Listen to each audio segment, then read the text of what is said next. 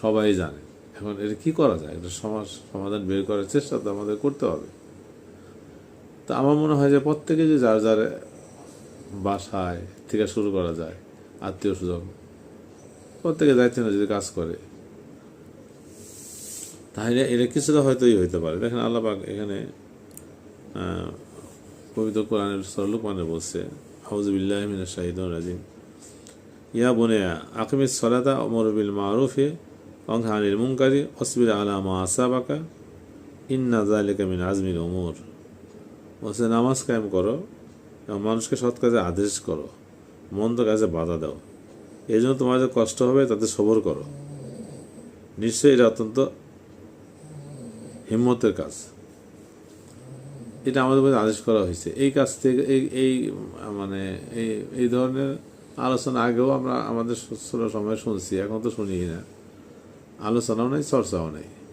এটাই আমি বলতে চাচ্ছি যে আমরা আসলে ওই যে মানে প্রসঙ্গক্রমে বলতে হয় যে আমরা পড়াশোনা থেকে অনেক দূরে, শুনে এই মুসলমান। এই আরও কয়েকটা বিষয় আমি বলছি, আসলে এটা ইমান আনতে যে বিশ্বাস করে ইমানদার হয়ে গেলে মুসলমান হতে গেলে পড়াশোনা করতে হবে, আত্মসমর্পণ করতে হবে। কীভাবে আত্মসমর্পণ করা যায়, কীভাবে গোলামি করা যায় আল্লাহ এবং তার রাসূলের, সেটা শিখতে হবে, জানতে হবে, বুঝতে হবে। এবং মুসলমান তো আল্লাহকে ছাড়া কাউকে ভয় পায় না।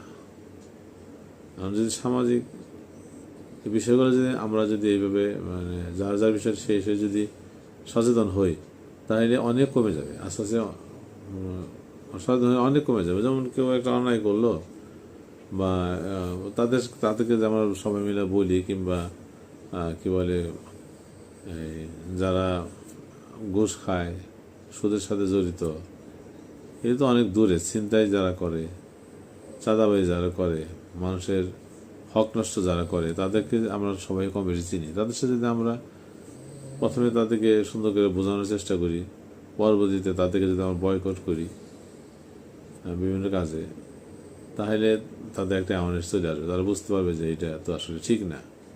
বা আইন প্রয়োগকারী সংস্থাও যদি সচেতন হয় এবং দেশের মানুষের জন্য কাজ করতে চায়, আমি বলি না কাজ করে না, এটা আমি বলি না, কিন্তু আসলে অনেক ল্যাকিং আছে, আমরা সবাই জানি।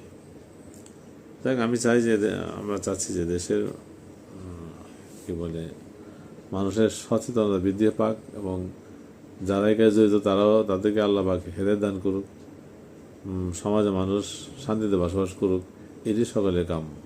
আসসালামু আলাইকুম ওয়া রাহমাতুল্লাহ।